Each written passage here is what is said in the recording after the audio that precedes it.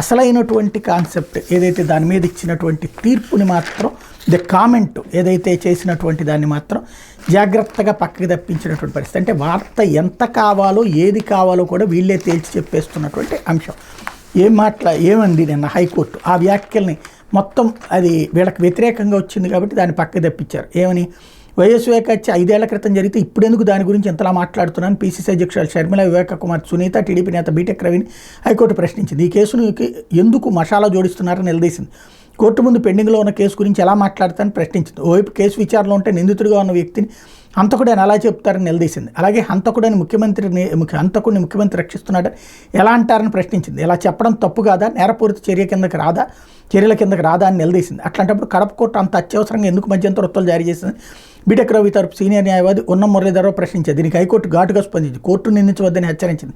వివేక హత్య గురించి మాట్లాడద్దని, అలాగే తప్పుడు ఆరోపణలు దుష్ప్రచారం చేయొద్దంటూ ఇచ్చిన మధ్యంతర ఉత్తర్వులను ఎత్తేయాలని కోరుతూ బీటెక్ రవి తదితరులు దాఖలు చేసిన పిటిషన్లపై వీలైన త్వరగా విచారణ ముగించాలని కడప జిల్లా కోర్టుని హైకోర్టు ఆదేశించి ఈ నెల 8 లోపు నిర్ణయం వెలువరించాలని స్పష్టం చేసింది. తద్వారా కడప జిల్లా కోర్టు ఇచ్చిన మధ్యంతర ఉత్తర్వులను సవాల్ చేస్తూ సునీత, బీటెక్ రవి, షర్మిల దాఖలు చేసిన వ్యాజ్యాలను పరిష్కరించింది. ఈ మేరకు న్యాయమూర్తులు జస్టిస్ గుహనాథన్ నరేందర్, జస్టిస్ వెణుతుర్మల్లి గోపాలకృష్ణరావు ధర్మాసనం శుక్రవారం ఉత్తర్వులు జారీ చేసింది. ఈ సమయంలో ధర్మాసనం స్పందిస్తూ వివేక హత్య కేసులో నిందితుడిగా ఉన్న వ్యక్తిని హంతకుడని ఎలా ముద్ర వేస్తారని ప్రశ్నించింది. అలా హంతకుడని చెప్పడం కోర్టు ధిక్కారమే అవుతుందని వైఎస్ఆర్సీపీ తరపు సీనియర్ న్యాయవాది సివి మోహన్ రెడ్డి చెప్పారు.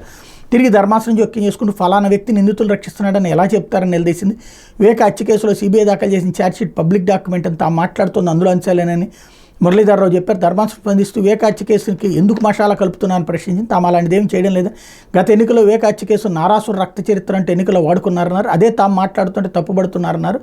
సునీత తరపు న్యాయవాది గూడ వెంకటేశ్వర వాదనలు వినిపిస్తూ ఎన్నికలు కూడా అమల్లో ఉన్న సమయంలో నేతల వ్యాఖ్యలపై అభ్యంతరాలుంటే ఎన్నికల కమిషన్ వద్దకు వెళ్లాల్సి ఉంటుందన్నారు. అలాంటిదేమీ చేయకుండా నేరుగా కోర్టులో వేసిన పిటిషన్కి విచారణ అర్హత లేదన్నారు. ఇరుపక్షాల వాదనలు విన్న ధర్మాసనం ఈ నెల 8వ తేదీలో బీటెక్ రవి తత్వాలు దాఖలు చేసిన పిటిషన్లపై నిర్ణయం వెలువరించాలని కడప జిల్లా కోర్టును ఆదేశించింది అన్నటువంటి వార్తని హైలైట్ చేశారు. అట్లాగే అవినాష్ బెయిల్ రద్దుకు నిరాకరణ, ఈ వార్త కూడా పట్టుకుచ్చుకోలేదు. వీళ్ళెవరు కూడా ఓ పక్కన అవినాష్ని నిందితుడిగా చూపెడుతూ అవినాష్ బెయిల్ రద్దు చేయాలన్నటువంటి విషయాన్ని కోర్టు కొట్టేసినటువంటి అంశాన్ని పక్కన పెట్టేశారు.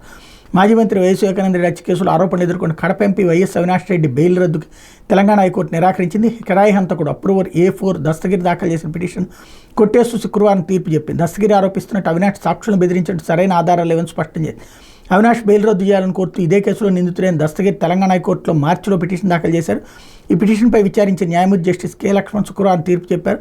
వైఎస్ వివేకానంద రెడ్డి హత్య కేసులో వైఎస్ అవినాష్ రెడ్డి బెయిల్ రద్దు చేయాలని కోరుతూ అప్రూవర్గా మారిన కిరాయి హంతకుడు పిటిషన్ వేయడం వెనక రాజకీయ దురుద్దేశాలు ఉన్నాయని సీనియర్ న్యాయవాది టి నిరంజన్ రెడ్డి అంతకుముందు వాదనలో పేర్కొన్నారన్నట్టు వార్తను హైలైట్ చేశారు. అట్లాగే